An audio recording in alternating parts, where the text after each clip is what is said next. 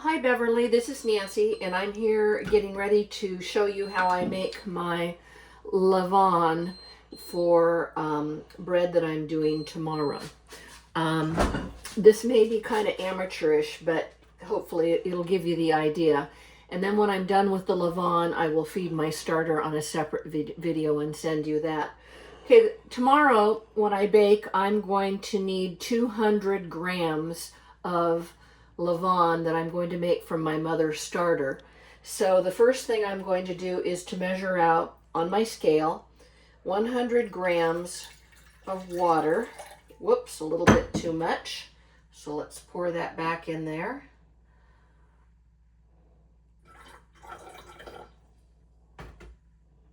Okay, that's 102, that's close enough.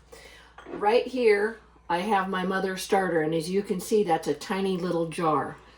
I'm going to take out of here 20 grams. Now, it's kind of tough, as you can see, because I keep a stiff starter. So I'm going to measure out 20 grams from here.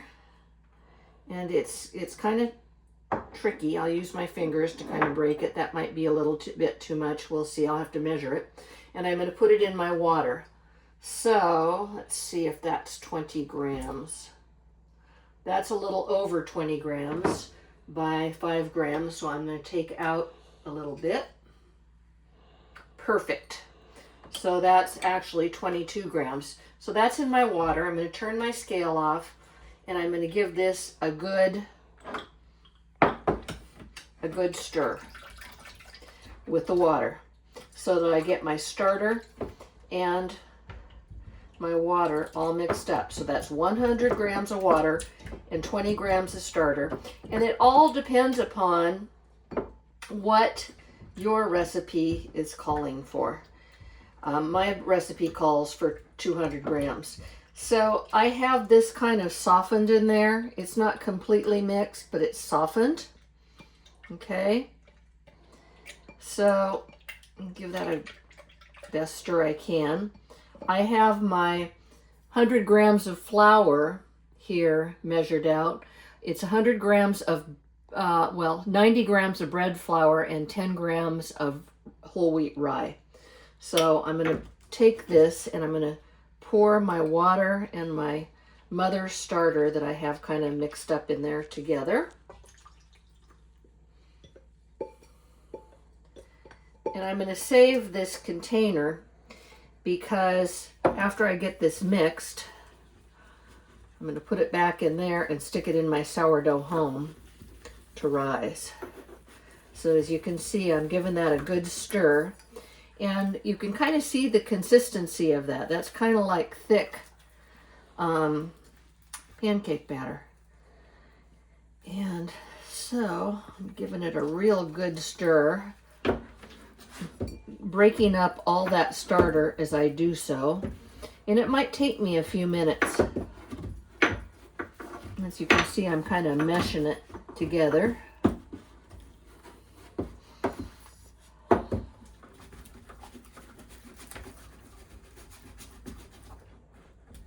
And that should be pretty good. I'm going to put it back in here, and I'm going to leave it and put it in my sourdough home, which I'll turn on right now. I'm going to let that work overnight for 12 hours at 71 degrees Fahrenheit. Come on, go up. And I'll stick this now in my container.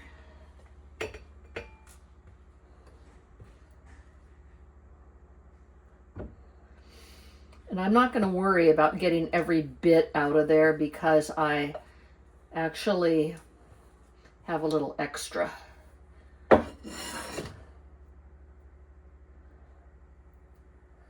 Okay. Well, it's not doing it, but that's all right.